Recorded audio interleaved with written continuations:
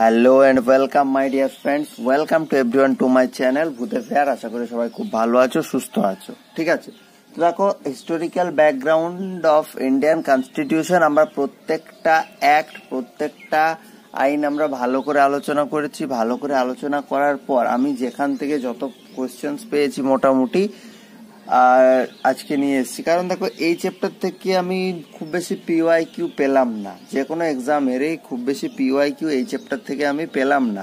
তাই আমি মোটামুটি কিছু কিছু কোয়েশ্চেন যেগুলো বিভিন্ন গুগল থেকে বিভিন্ন জায়গা থেকে পেলাম, আমি নিয়ে চলে এলাম। ঠিক আছে, পিওয়াইকিউ না পেলে আর কি করা যাবে? যেটা আমরা পড়লাম সেটা তো ডিসকাস করতে হবে, একবার রিভিশন তো করতে হবে, ঠিক তো?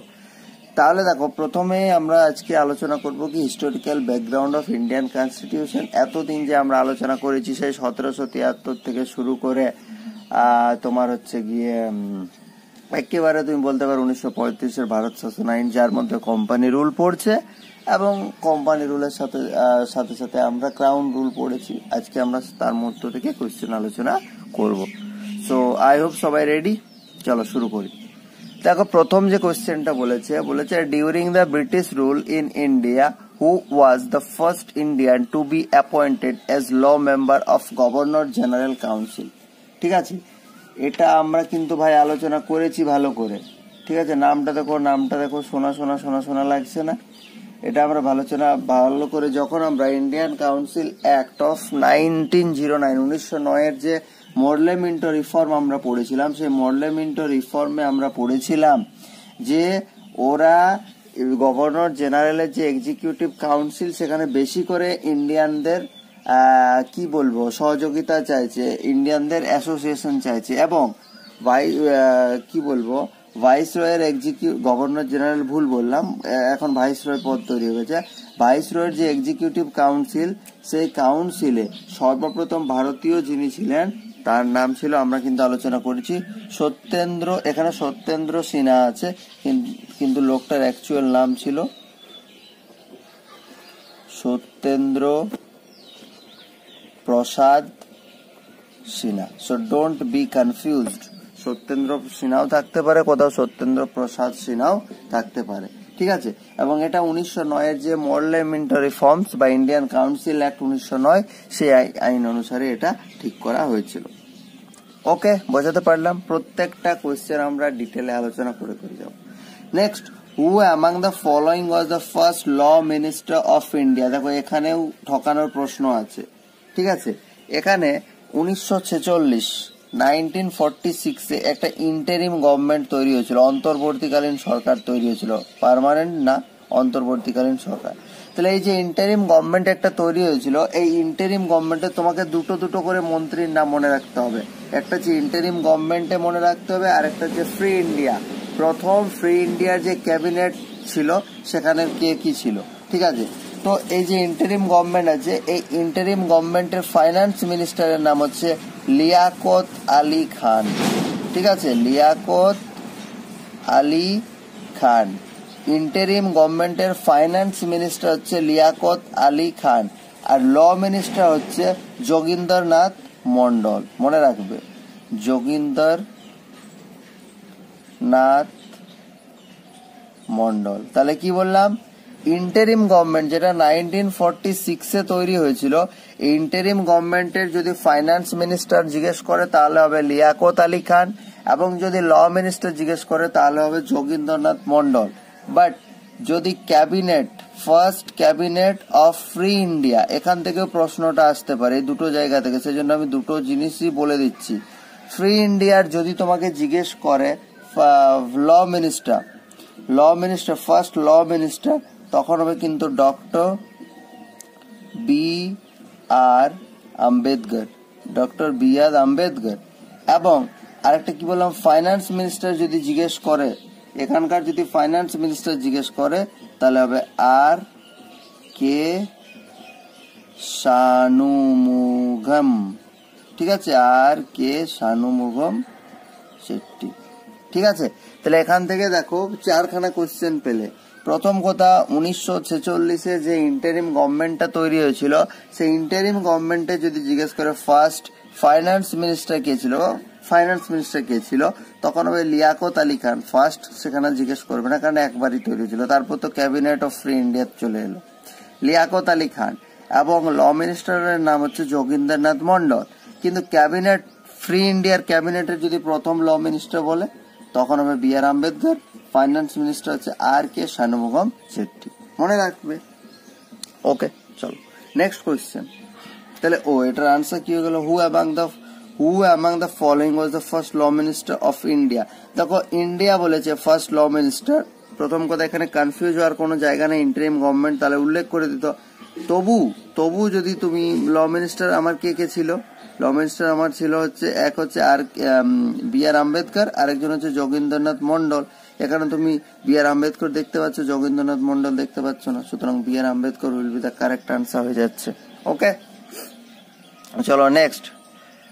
Under which of the following act was the communal electoral system introduced by the British in India for the first time? দেখো এখানেও কনফিউজ হওয়ার প্রচুর জায়গা রয়েছে। প্রথম কথা, এখানে যেটা ওরা জানতে চাইছে সেটা হচ্ছে কমিউনাল ইলেকটোরাল সিস্টেম। ঠিক আছে, কমিউনাল ইলেকটোরাল সিস্টেম। আমরা লর্ড মিন্টোকে কি বলে থাকছি? ফাদার অফ কমিউনাল ইলেকটোরেট, এটা বলছি তো। তার মানে সর্বপ্রথম যদি হয় 1909, এই যে গভর্নমেন্ট অফ ইন্ডিয়া অ্যাক্ট 1909, সর্বপ্রথম আমার কমিউনাল ইলেকটোরেট কথা বলা হচ্ছে। বাট 1909 আমি এখানে লিখছি, দেখো এখানে তিনটা অ্যাক্ট পাবে। 1909 সর্বপ্রথম যেটা বলা হচ্ছে সেপারেট বা কমিউনাল ইলেকটোরেট, যেটাই বলবে, বা কমিউনাল ইলেকটোরেটের কথা, সেটা কিন্তু শুধুমাত্র অনলি ফর মুসলিমস, শুধুমাত্র মুসলিমসদের জন্য বলা হচ্ছে। 1909 মর্লেমেন্টো রিফর্মে যে কমিউনাল ইলেকটোরেটের কথা বলা হচ্ছে সেটা অনলি ফর মুসলিমস। 1909 পর আমার চলে আসছে 1919 মন্টেগু চেমসফোর্ড। এখানেও যে কমিউনাল আমার কথা বলা হচ্ছে, কিসের কথা বললাম বলো তো? এখানে communal electorate system, communal electorate system. এখানে মুসলিমদের সাথে সাথে আদার যে মাইনরিটি গুলো আছে, যেমন ধরো অ্যাংলো ইন্ডিয়ান আছে, ক্রিশ্চিয়ান আছে, এই সমস্ত গুলোর জন্য দেওয়া হচ্ছে। লাস্ট 1935 কিন্তু ইনক্লুডিং দোজ, এদের সাথে সাথে আর কাকে কাকে দেওয়া হচ্ছে? এদের সাথে আর দেওয়া হচ্ছে লেবারার মানে ওয়ার্কারদের, অ্যান্ড ওমেনদেরকে দেওয়া হচ্ছে, এবং ওমেনদেরকে দেওয়া হচ্ছে সাথে সাথে সাথে সাথে শিডিউল কাস্টকে দেওয়া হচ্ছে, শিডিউল কাস্ট। তাহলে দেখো এখানেও কনফিউজ হওয়ার কিরকম জায়গা আছে। তোমাকে প্রথমবারের জন্য যদি জিজ্ঞেস করে তাহলে সেপারেট কমিউনাল ইলেকটোরেট প্রথমবার 1909। তোমাকে যদি জিজ্ঞেস করে যে কমিউনাল ইলেকটোরেট ক্রিশ্চিয়ান বা অ্যাংলো ইন্ডিয়ানদেরকে কোন একটা থ্রু দেওয়া হয়েছিল, তখন হবে 1919। কিন্তু কোয়েশ্চেন যদি ওমেনদের, পার্টিকুলার ওমেনদের দিয়ে প্রশ্ন তুলে দেয় বা এসসি শিডিউল কাস্ট দিয়ে কোয়েশ্চেন তুলে দেয়, তখন 1935 হয়ে যাবে আনসার। সো এটা কিন্তু খেয়াল রাখতে হবে। প্রথমে আসছে 1909 আসছে, কিন্তু তারপর কিন্তু আস্তে আস্তে আমরা ডেভেলপমেন্টটা দেখতে পাচ্ছি কিভাবে একটার পর একটা ইনক্লুড করছে। প্রথমে মুসলিম, তারপরে অ্যাংলো ইন্ডিয়ান, খ্রিস্টিয়ান বা আদার মাইনরিটি, শিখ হবে এখানে, শিখ আদার মাইনরিটি, তারপর আস্তে আস্তে labourer, women, schedule caste. Okay, চলো পরের প্রশ্ন।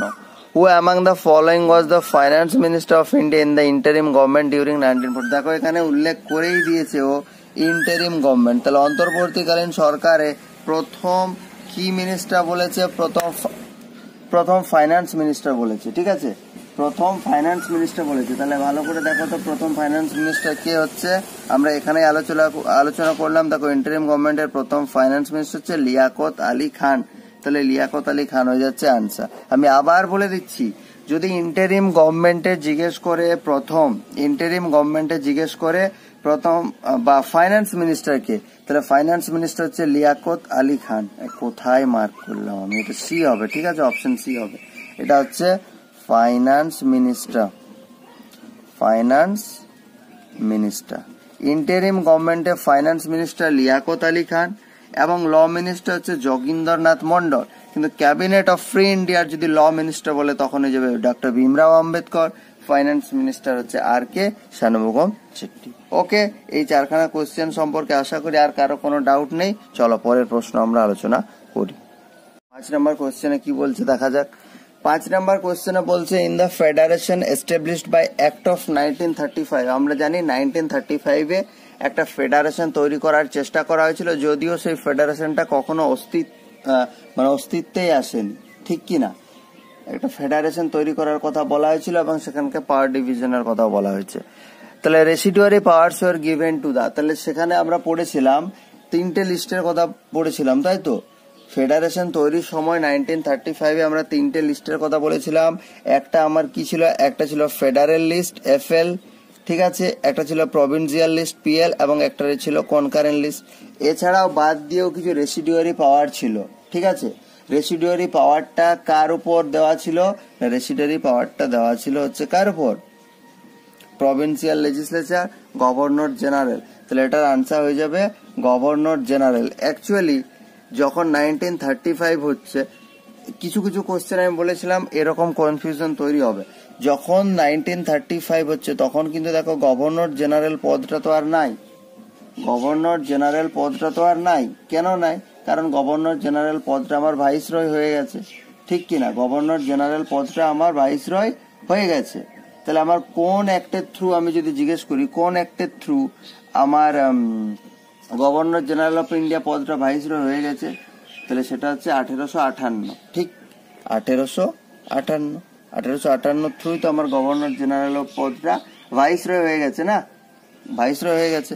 তাহলে এখানে গভর্নর জেনারেল এখানে আনসার হচ্ছে, বাট অ্যাকচুয়াল আনসার হবে ভাইসরয়। অ্যাকচুয়াল আনসার হবে ভাইসরয়।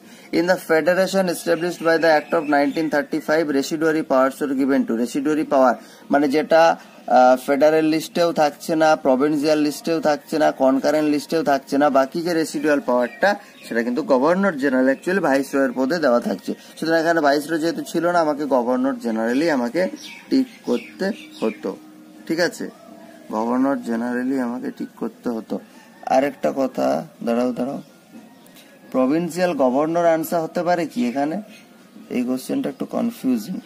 প্রভিন্সিয়াল গভর্নর এখানে কি হতে পারে? Residuary powers are given to the viceroy, however the federation never came into, ঠিক আছে? এটা তো আমরা সেটাই পড়েছিলাম, রেসিডুয়ারি পাওয়ার তো ভাইসরয়ের হাতে দেওয়া ছিল, ঠিক আছে? কারণ দেখো 1935-এ আমার আর তো গভর্নর জেনারেল থাকছে না, ঠিক আছে?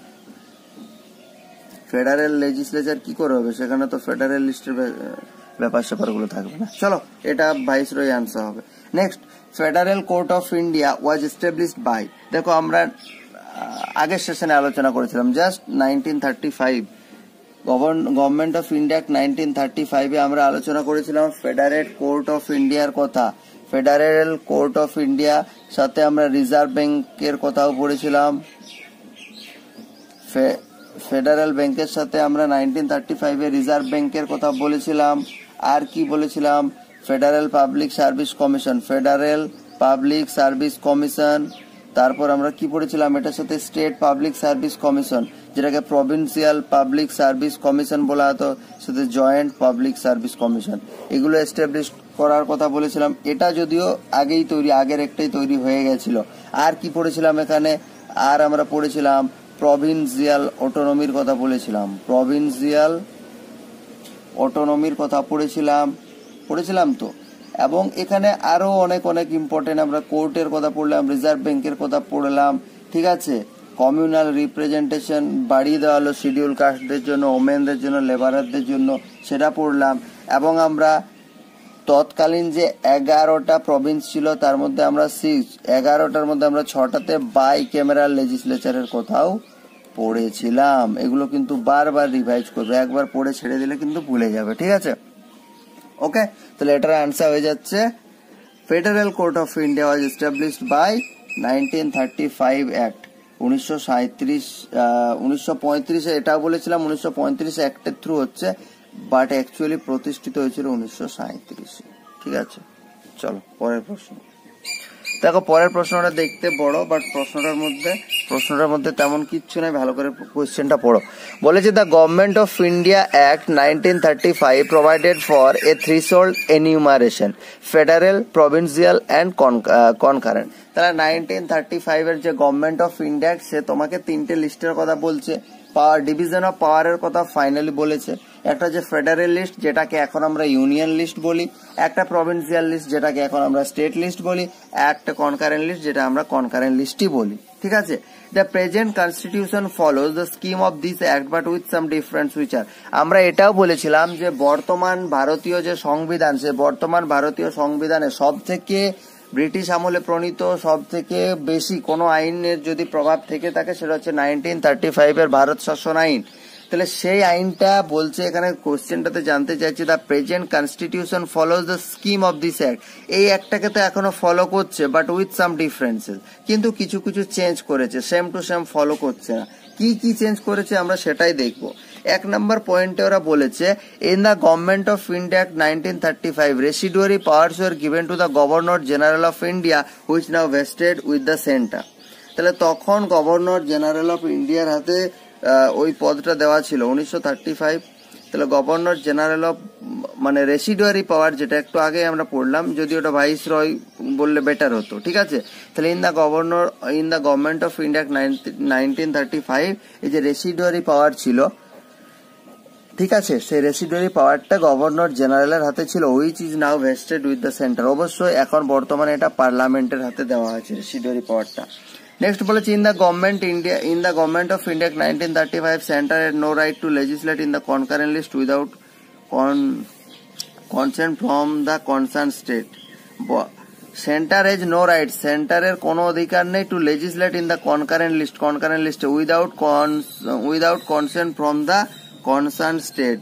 না, এটা ভুল, এটা মানে ফলো করা হচ্ছে না। তাহলে শুধুমাত্র ওয়ান অনলি, এখানে কি ডিফারেন্স চাইছে, ডিফারেন্স না, তাহলে ডিফারেন্স যদি চাইছে তাহলে এখানে শুধুমাত্র 1 নম্বরেরটাই ডিফারেন্স হবে, ওয়ান অনলি। ঠিক আছে, ওয়ান অনলি, বোথ হবে না, কারণ সেন্টারের no right to legislate in the concurrent list আছে, দুজনে মিলে কিছু কিছু ক্ষেত্রে without concurrent from the concern state আছে। সেন্টার যদি চায় তাহলে ওদেরকে কিছু একটা নোটিশ পাঠাতে পারে, বাট সেন্টার নাও পাঠাতে পারে। ঠিক আছে, এক্ষেত্রে কোনো বলার জিনিস নেই। Next provincial autonomy was introduce through. এই মাত্র আলোচনা করলাম প্রভিন্সিয়াল অটোনমি কোথায় বলা হয়েছে, প্রভিন্সিয়াল অটোনমি। তাহলে এটা আর আমি বলছি না, গভর্নমেন্ট অফ ইন্ডিয়া 1935 প্রভিন্সিয়াল অটোনমির কথা বলা হয়েছে। Which of the following changes the designation of governor general of Bengal to governor general of India. দেখো, গভর্নর জেনারেল অফ বেঙ্গল থেকে গভর্নর জেনারেল অফ ইন্ডিয়া কোন অ্যাক্টের থ্রু করা হয়েছে? গভর্নর জেনারেল অফ বেঙ্গল থেকে গভর্নর জেনারেল অফ ইন্ডিয়া কোন অ্যাক্টের through করা হয়েছে না, ভালো করে যদি দেখি আমি তাহলে এটা হবে 1833, চার্টার অ্যাক্ট অফ 1833। প্রথম কথা, আমাকে কতগুলো ব্যাপার এখানে মনে রাখতে হবে। 1773 যে একটা ছিল, সে 1773 গভর্নর অফ বেঙ্গল যেটা ছিল সেটাকে করলো গভর্নর জেনারেল অফ বেঙ্গল। ঠিক আছে, এখানে গভর্নর যে এই কোশ্চেনে দেখো গভর্নর জেনারেল অফ বেঙ্গল, তাহলে সেটা করলো 1833। 1833 কি করলো? 1833 করলো গভর্নর জেনারেল অফ বেঙ্গলকে করলো গভর্নর জেনারেল অফ ইন্ডিয়া। ঠিক আছে, 1833 করলো গভর্নর জেনারেল অফ বেঙ্গলকে গভর্নর জেনারেল অফ ইন্ডিয়া। আরেকটা আছে 1858 গভর্নর জেনারেল অফ ইন্ডিয়া, এটাকে করলো ভাইসরয় অফ ইন্ডিয়া। ঠিক আছে, এবং এখান থেকে শুধুমাত্র এই প্রশ্নটাও না, রিলেটেড আরো প্রশ্ন হতে পারে। বাংলার শেষ গভর্নরের নাম কি? বাংলার শেষ গভর্নরের নাম ওয়ারেন হেস্টিংস। প্রথম গভর্নর জেনারেল অফ বেঙ্গল হচ্ছে ওয়ারেন হেস্টিংস। শেষ গভর্নর জেনারেল অফ বেঙ্গলকে শেষ গভর্নর জেনারেল অফ বেঙ্গল হচ্ছে লর্ড উইলিয়াম বেন্টিং। প্রথম গভর্নর জেনারেল অফ বেঙ্গল হচ্ছে লর্ড উইলিয়াম বেন্টিং। শেষ গভর্নর জেনারেল অফ ইন্ডিয়াকে শেষ governor general of India lord Canning. প্রথম viceroy of India lord Canning. সুতরাং এগুলো মনে রাখবে, এটার যে লোকটা এইটার শেষ হবে সেই লোকটা এটার প্রথম হবে। ঠিক আছে, তাহলে এখান থেকে 6খানা কোশ্চেন আসতে পারে। প্রথম তো সাল দিয়ে যে কোন সালে একটা চেঞ্জ হলো, তাহলে 1, 2, 3, আবার এটার দুটো, এটার দুটো, এটার দুটো, 9খানা কোশ্চেন আসতে পারে। ঠিক আছে, এখান থেকে। সুতরাং ভালো করে এই ব্যাপারগুলো দেখে নেবে। চলো, আজকের শেষ প্রশ্ন আমরা আলোচনা করব। বলেছে what is the importance of regulating act of 1773। 1773 সালের ইম্পর্টেন্সটা কি? দেখো, আমরা একেবারে প্রথমে আলোচনা করেছিলাম, হয়তো ভুলে গেছি, চলো একবার রিভাইজ করে নিই। প্রত্যেকটা পয়েন্ট পড়বো আর খেয়াল করার চেষ্টা করবো যে আদৌ কি 1773 এই একটা সম্পর্কে যুক্ত। দেখো প্রথমে বলেছে it was the first step taken by British government to control and regulate the affairs of East India company. তাহলে আমরা জানি ভাই যে 1773 সালে ব্রিটিশদের দ্বারা প্রণীত এটা প্রথম আইন ছিল, এর আগে আমরা আর কোনো অ্যাক্ট পড়িনি। তাহলে it was the first step taken by the British government to control and regulate the affairs of East India company in India, এটা আমি আপাতত সত্যি বলে মানলাম। It designated the Governor of Bengal as Governor General of Bengal. Governor of Bengal as Governor General of Bengal. ভালো করে দেখো তো 1773 কি করছে, গভর্নর অফ বেঙ্গল যেটা ছিল সেই গভর্নর অফ বেঙ্গলকে গভর্নর জেনারেল অফ বেঙ্গল পদে ঠিক করছে, এটাও ঠিক। It provided for the establishment of a Supreme Court at Bombay Presidency. তোমরা যদি অর্ধেকটা পড়ো, it provided for the establishment of a supreme court at Bombay presidency, এটা না পড়লে সুপ্রিম কোর্ট প্রতিষ্ঠার কথা বলা হয়েছে, ঠিক করে দেবে। বাট সেটা তো ক্যালকাটাতে ছিল, বেঙ্গল প্রেসিডেন্সিতে ছিল, এখানে বম্বে প্রেসিডেন্সি বলেছে, তাহলে সি হবে না। আর কি কি পড়ে থাকলো তাহলে? বি, তাহলে দেখো এ এন্ড বি, তাহলে সি যদি হয় না তাহলে দেখো সি দিয়ে অপশন গুলো যেগুলো আছে সব চলে গেল, এ অনলি আছে। বাট এটা তো সত্যি যে 1773 সালে গভর্নর অফ বেঙ্গলকে গভর্নর জেনারেল অফ, না এখানে ভুল আছে, এখানে বলেছে গভর্নর জেনারেল অফ ইন্ডিয়া, তাহলে দেখো এটাও হবে না, বি হবে না। 1773 গভর্নর জেনারেল অফ ইন্ডিয়া করেনি, 1773 গভর্নর অফ বেঙ্গলকে গভর্নর জেনারেল অফ বেঙ্গল করেছে। বাট গভর্নর জেনারেল অফ বেঙ্গলকে গভর্নর জেনারেল অফ ইন্ডিয়া করেছে, সেটা হচ্ছে 1833। তাহলে এক্ষেত্রে কিন্তু অপশন বি ও ভুল হয়ে গেল, তাহলে one only, option D A only একমাত্র কারেক্ট আনসার, যে ব্রিটিশ গভর্নমেন্টের দ্বারা প্রণীত ইস্ট ইন্ডিয়া কোম্পানি, ভারতে ইস্ট ইন্ডিয়া কোম্পানিকে রেগুলেট এবং কন্ট্রোল করার প্রথম আইন ছিল এটা। ঠিক আছে, তাহলে আশা করি আমি বোঝাতে পারলাম। এই করে আমরা historical background of Indian constitution আমরা আজকে কি করছি, আজকে আমরা শেষ করছি। এরপর আমাদের নেক্সট চ্যাপ্টার আছে মেকিং অফ দ্য কনস্টিটিউশন, যা যা প্রশ্ন আসে, ঠিক আছে, আমরা প্রত্যেকটা প্রশ্ন প্রত্যেকটা অ্যাসপেক্ট আমরা আলোচনা করব। ঠিক আছে, সো থ্যাংক ইউ, আজকে এখানেই শেষ করছি, দেখা হচ্ছে পরের ভিডিওতে। স্টে হেলদি, সবাই ভালো থেকো, মেন্টালি ফিজিক্যালি সবাই ভালো থেকো, তাহলেই রেগুলার বেসিসে পড়াশোনাটা করে যেতে পারবে। সো থ্যাংক ইউ, সবাই ভালো থেকো, দেখা হচ্ছে পরের ভিডিওতে।